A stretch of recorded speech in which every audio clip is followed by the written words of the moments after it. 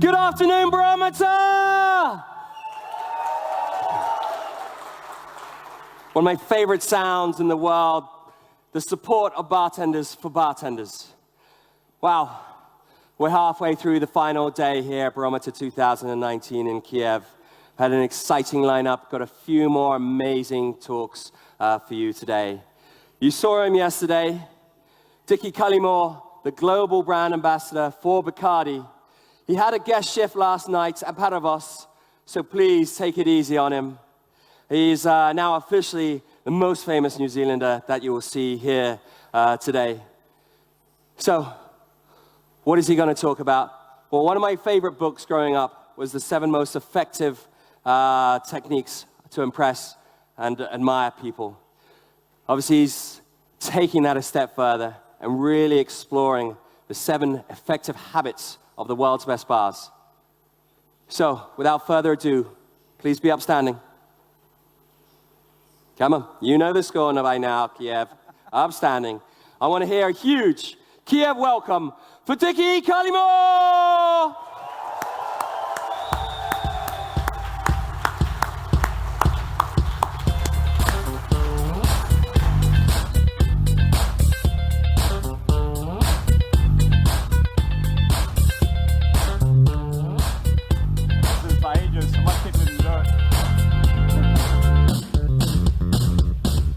28 and 29 September 2019. Star stage of Barometer International Bar Show. In partnership with Bartender School by Bacardi Martini. Top figures in global bar industry will coach you, lead you, educate you. Dickie Cullimore, global ambassador for Bacardi. Jacob BRIARS, Global Advocacy Director for Bacardi. Please welcome on stage as it starts right now. Hello, and my very best wishes to all of you who are currently attending the Barometer Bar Show in the Ukraine and in Kyiv. I'm Jacob BRIARS, I'm the Global Advocacy Director for Bacardi, and I was on the roster for the incredible Barometer Bar Show tomorrow. Unfortunately, I've had a little unexpected visa complication, which means that I'm going to be unable to travel to Kyiv and won't be able to take the stage tomorrow to present my seminar, The 7 Habits of the World's Best Bars. I'm sincerely sorry for this, and sorry to all of you in the amazing bar community in Kyiv and Ukraine, and to the Barometer bar owners. However, we have managed to sort of make a kind of a next best step, which is to get Dickie Cullimore, who my colleague and friend, who is the global ambassador for Bacardi Rum, who has kindly agreed to present the 7 habits of the world's best bar in my absence. Now, Dickie is a former bartender, a former bar owner, and as the global brand ambassador for Bacardi Rum, he's probably spent more time in the best bars of the world over the last couple of years than almost anyone else. And I think that makes him uniquely qualified to present this great material. So, first of all, thank you to Dickie for agreeing to take this on. I know that he is going to do a fantastic job. To all of you who are hoping to come along and watch, please do take the time. The material is fantastic, whether it's presented by me or by Dickie or by anybody else. My sincere apologies to all of you in Kyiv and the Ukraine for my inability to appear in person tomorrow. And my thanks to the incredible organisers of Barometer. They put on an extraordinary show, and I promise I'll do my very, very best to be there tomorrow. So please come along. Please all enjoy all of the fantastic events that the Bacardi Martini team in the Ukraine have put together. Enjoy Barometer Bar Show, and I definitely hope to see you next year.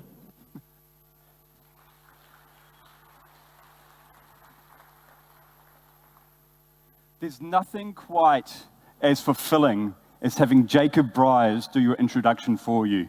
He is certainly one of our global icons in the bartending world, and conveniently, I didn't even have to change my accent to fit the role today. I'm also Kiwi. So we're going to look at what are the 7 best habits, or most important habits, of the best bars in the world, of the greatest bars of the world. I would like to say the clicker's working, but it's not.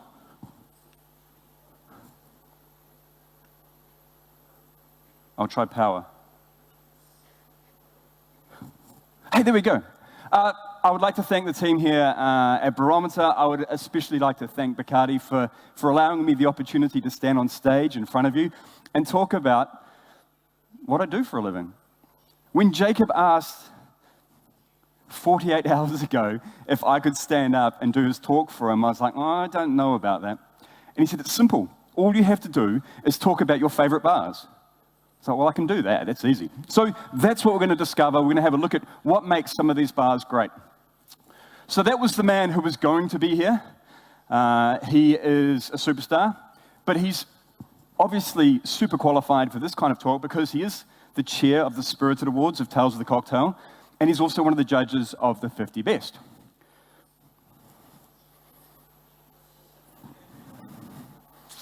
I thought I needed to add my own slide into this presentation. So that will be me. I am a slightly younger version of Jacob BRIARS, and I'm slightly more beardy, which, in my opinion, is a good thing. I'm also 100% Kiwi from New Zealand, which is a real place, and it's an honor to be here. Now, I have been a bartender, I have been a bar manager for many years, and I've also been privileged to be a bar owner. So when you have those different insights, it allows a whole, almost a menage a trois, if you will, of different ideas when it comes to this topic. I'm the global brand ambassador for Bacardi Rum, but my specialty is not guest bartending, as you saw last night, but in fact is guest drinking. I love going to the world's best bars, standing in front of you, the best bartenders on the planet, and enjoying your drinks. So let's have a look at the world's best bars. Now, forgive me, I am going to refer to a few notes because Jacob's got some fantastic points that I'd hate to miss. So if you see me just pause for a second and look down at my laptop, forgive me. I just want to make this the best presentation for you, and thank you for your time. So, how do good bars become great? There are many great bars out there, and there are many, many even more good bars. But what's the difference? What's the transition from a good bar or a really good bar to a great bar? You can go so many places and have great cocktails. And what is it that makes these bars stand out from the rest? In a world where an idea can spread like wildfire through social media, the information age in bartending is instantaneous. So if something great happens in London, in New York, in Sydney, in Moscow, in Kyiv, these ideas can be spread so quickly around the world. So what makes a great bar stay ahead when information is instantaneous? What design elements are common to these great bars? And I'll give you a hint, it's not the toilets. So what are the things that make these bars truly stand out and truly do something special? So what is a great bar? A great bar is a place where you can get, obviously, a fantastic cocktail. It's a place you go while you're waiting for the train, or you're waiting for your wife, or you're waiting for a taxi. It's a place to go after work if you just need to unwind. Perhaps it's a place to entertain or socialize. For me, it's a place to belong. It's a place where I love sitting there, almost like a part of the furniture, enjoying the banter of the bartender and enjoying the great drinks they offer. You can feel special. You can feel spoiled. Sometimes it's a unique experience that you just can't get anywhere else. So what are the characteristics of a great bar? And you know what? It's not how many bitters you have. And it's not how good you are at doing guest shifts. And it's not how prolific you are on social media. Those things are nice, but they're not the things to really focus on. Those things, by extension, will come if you do create an amazing bar experience. So the first thing you want to look at is have a mission. Have an idea and have focus on it. Dead Rabbit. They have a mission, and that mission is quite simple. Be the world's best Irish bar. And every day, the staff go to work, and that's their total focus. Make the best Irish coffee, pour the best pint of Guinness. And that's quite simply all they do, and they focus on that. Now, I've seen a few bartenders from the Savoy today, and it made me think, you know what? what do the bartenders at Savoy go and do? What is their mission? And it's to perpetuate the legacy or the historical importance of what the Savoy bar is.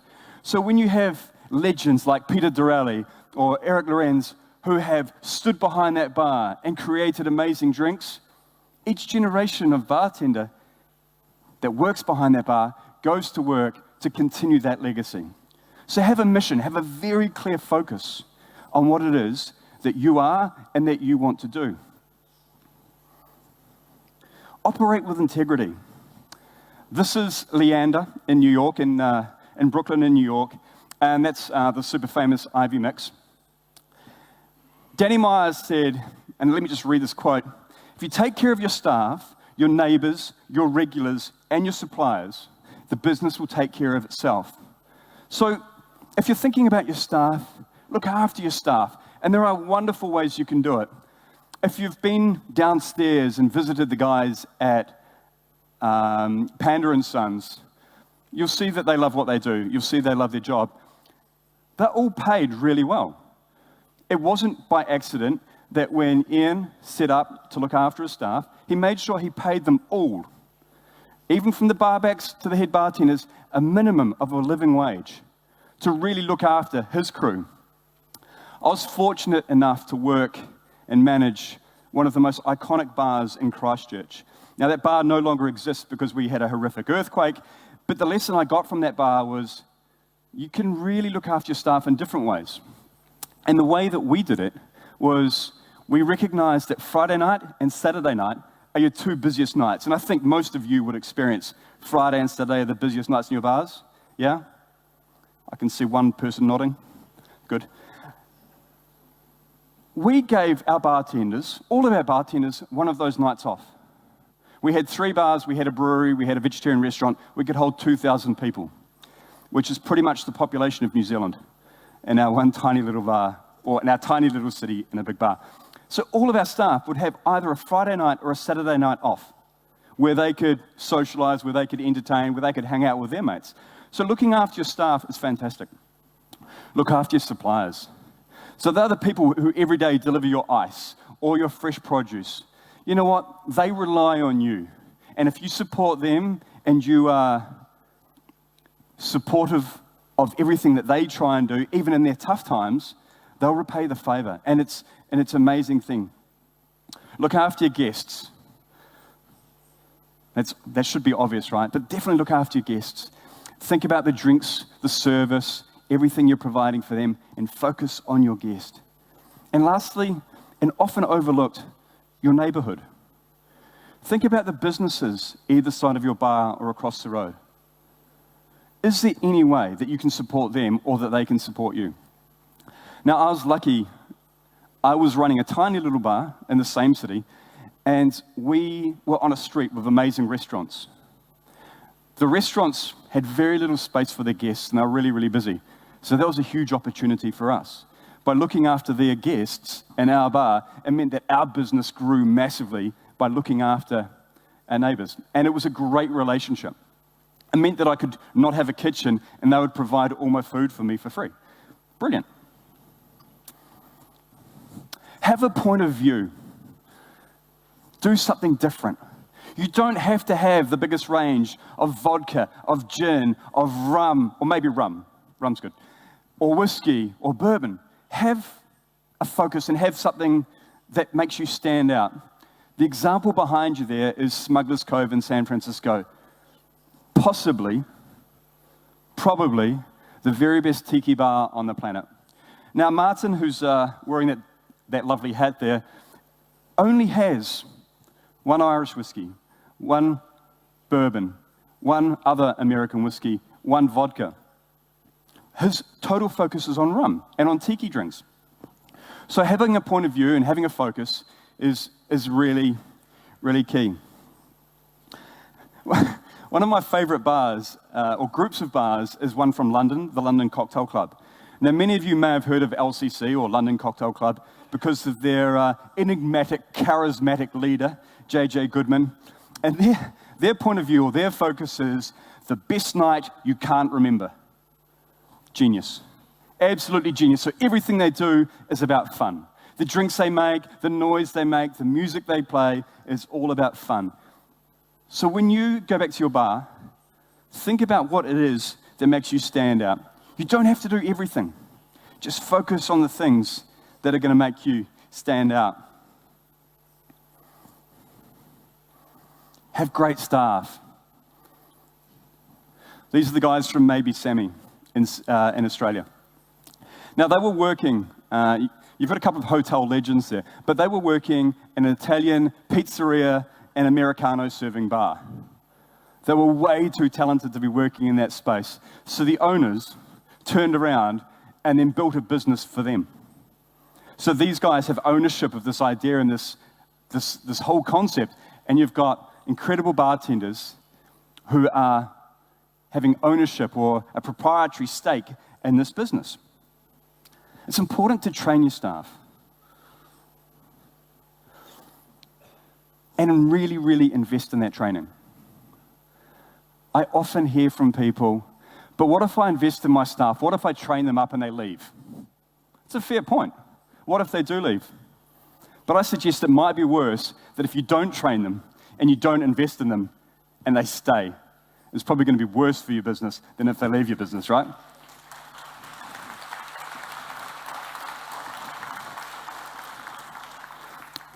I wasn't expecting that. It must have been really good translation. Thank you. Okay, what's next?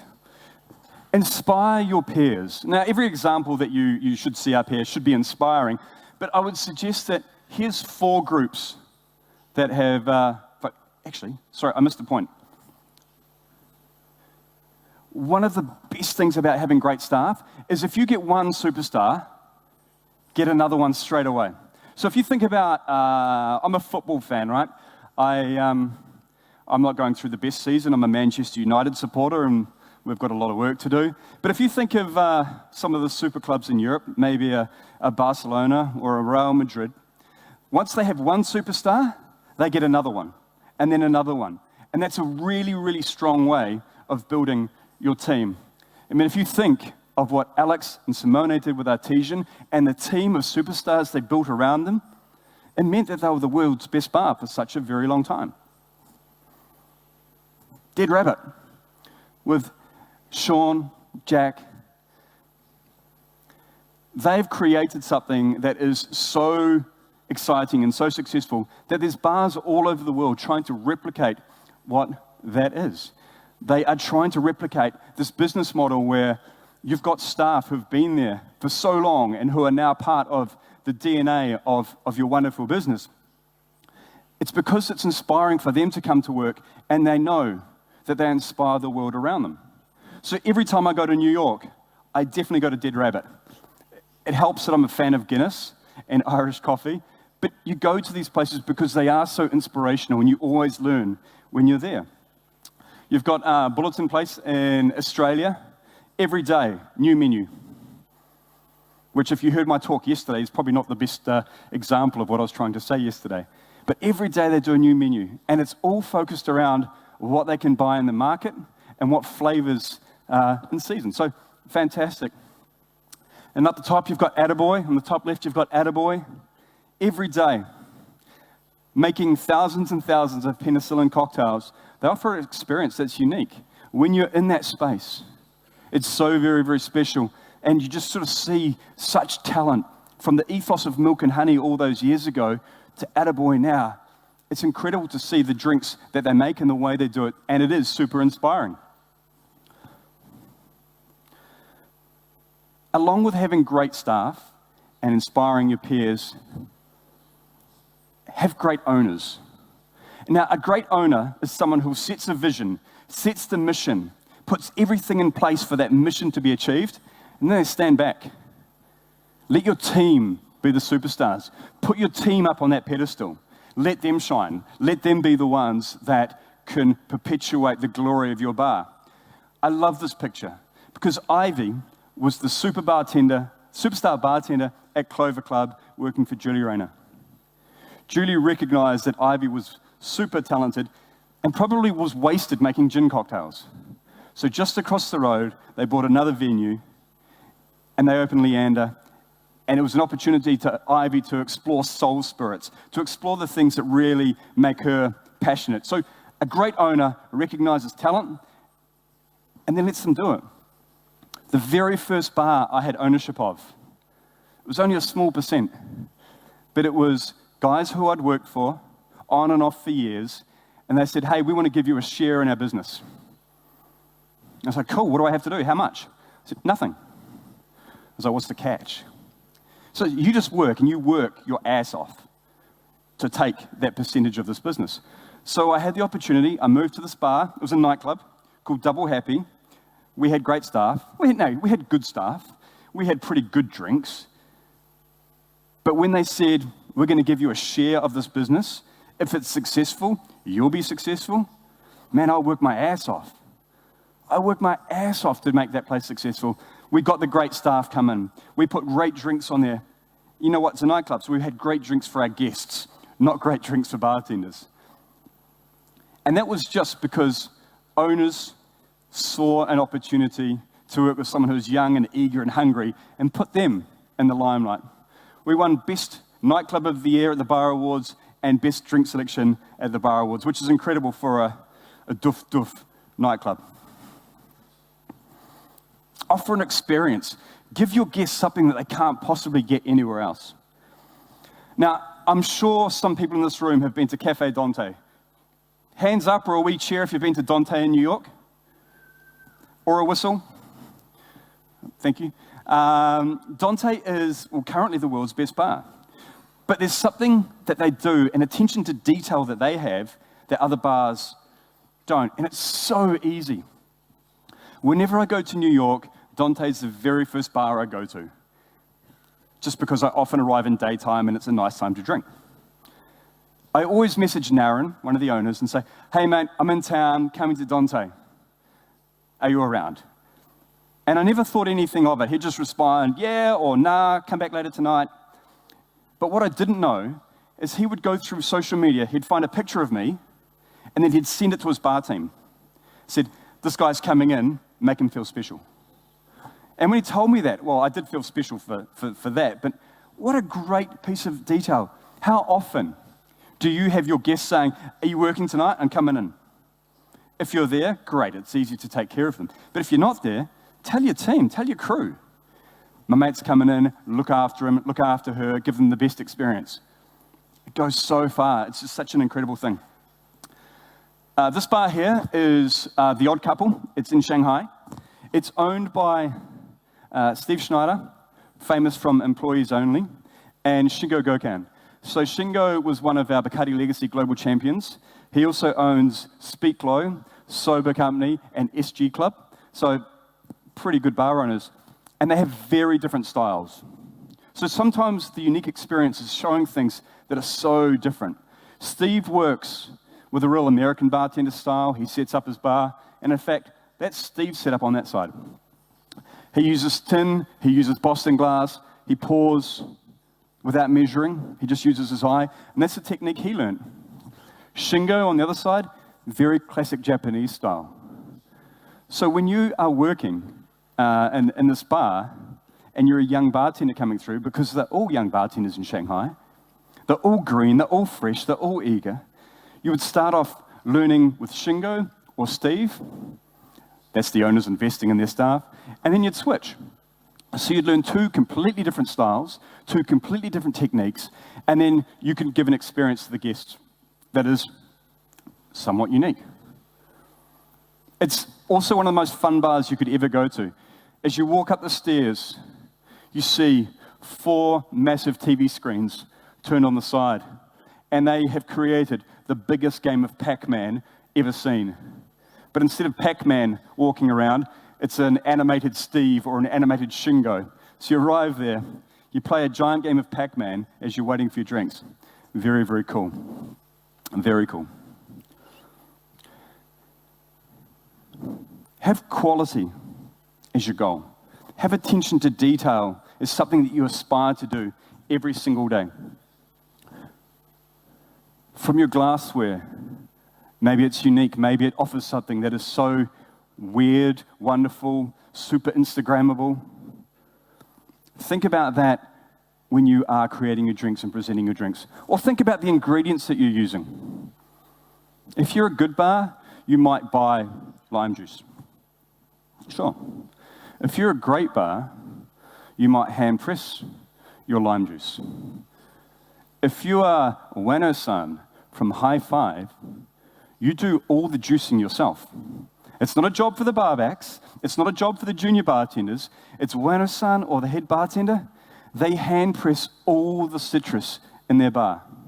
And they know that it takes skill, it takes practice, but they create a juice that's not at all bitter, but is fresh and is bright.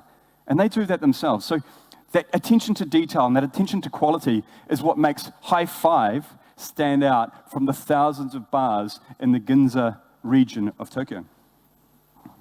And if you can, make it memorable. Or if you're LCC, make it so good that you don't remember. But by that, I mean, make it a drink or an experience that people, as they leave that bar and they're making a choice of where they go for their next drink the following week, that's the place that they want to go because the experience was so damn awesome. So that's something to strive for every day. Number 6, spoil your guest. Does anyone want to guess what bar that is? Yell it out if you've got an idea. Employees only, yeah. What is it? It's chicken soup. So at a certain time of the night, every night, employees only in New York, and the other employees only, they serve chicken soup to all their guests, free. So that as you're sitting there drinking your delicious cocktails or having a wicked beer with Dev, the bartender, you can have a bowl of chicken soup. And it's nourishing, it's refreshing, it keeps you there for another couple of hours spending money. But that's really spoiling the guest and making them feel something quite exceptional. There's another great bar in New York called McSorley's, and it's a very old pub. And when you go there and you order a beer, you have a choice of light or dark. There's no IPAs, there's no Russian Imperial Stouts, there's no fancy lagers or fruity this or that or anything from Belgium. It's just light or dark. But when you order a beer, they serve you 2. You can't order 1 beer, they just serve you 2. It's just this extra step of hospitality. And they're not small serves, they're full-size serves. So a couple of drinks there is 4 drinks. And yeah, don't drive after that. But it's that next step, that beyond your expectations of what good service is. If you go to Dead Rabbit upstairs to the cocktail bar, on arrival, they'll serve you a glass of punch. They don't charge you for it. It's just something to say, hey, welcome. I really, really hope you enjoy your time here. Another great attribute of these fantastic bars is the way that they greet the guests. So not only spoiling the guests by what you offer them, but how you treat them. Welcome them as they come in the door. As they walk up, say hi. It means the world. If you have to wait 10 minutes before you can speak to the bartender, if you've been acknowledged, you're happy to wait. You're like, hey, they know I'm here, I can see they're busy, I'm prepared to wait. So acknowledge your guests, and when they leave, thank them. Make them feel good about their decision to come and visit you. The next step from great to really great is having impeccable manners. And in this day and age when everything's very casual and relaxed, often we forget to have fantastic manners. There's no reason why the service that you get at the American bar, at the Savoy, should be any different to the bars that you go to in the way that you treat your guests. So you can give them an experience very simply, and it's free to have good manners. It's free to say hi. It's free to say goodbye. So those things are super important. Look after your regulars. This is Julio Bermeo from Tommy's in San Francisco, creator of the Tommy's Margarita. He always smiles. He's always the happiest guy in any room. And when you go to his bar, you may not have been for 18 months, 2 years, you may not have been. But when you walk in the door, he's like, Dickie, I've saved your table. And he means it. He really means, I have saved you a seat, and I really hope you enjoy it. Often when you walk in there, your name might be on the board. Welcome. There's nothing quite like walking into a bar and seeing your name on a board, feeling like a regular. I always get asked what my favorite bars of the world are. And it's not the bars you'd expect. It's not the most awarded bars, but it's the bars where the bartenders make you feel something. It's the bars where they go that extra mile. I am super lucky where I live in London. If you go 700 meters up the road this way, you arrive at Lakey Kane.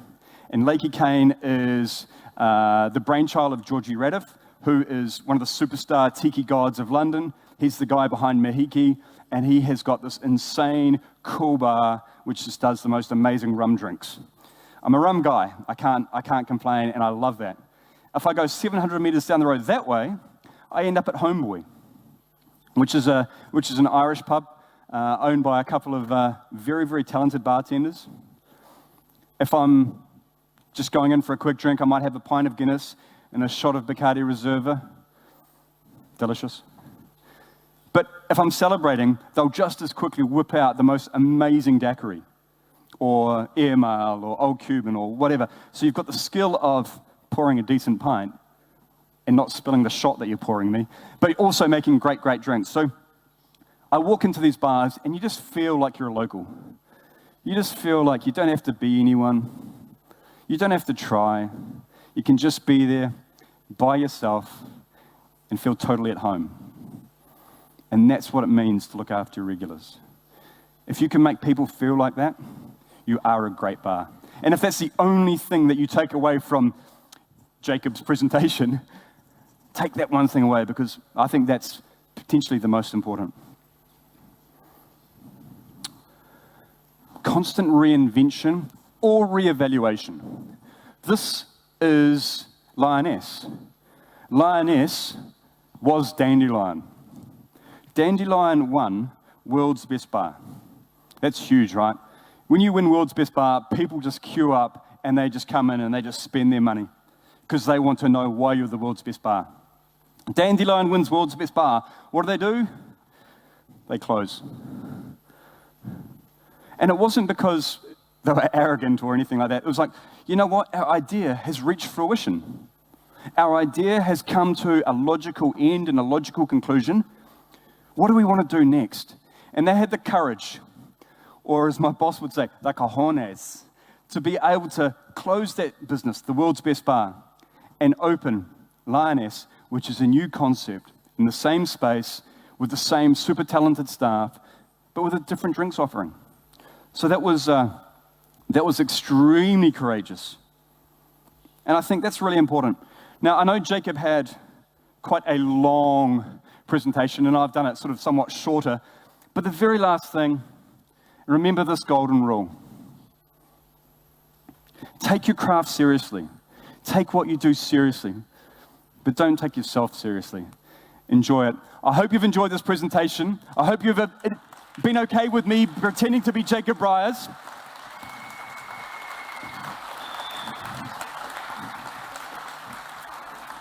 Essentially, the presentation was identical to what Jacob would have done. I just used a lot less words. So thank you very much. Enjoy the rest of Barometer, and I'll see you downstairs for a rum and the coconut, because that is good. Once again, let's hear a huge round of applause for the one and only Dickie Cullimore.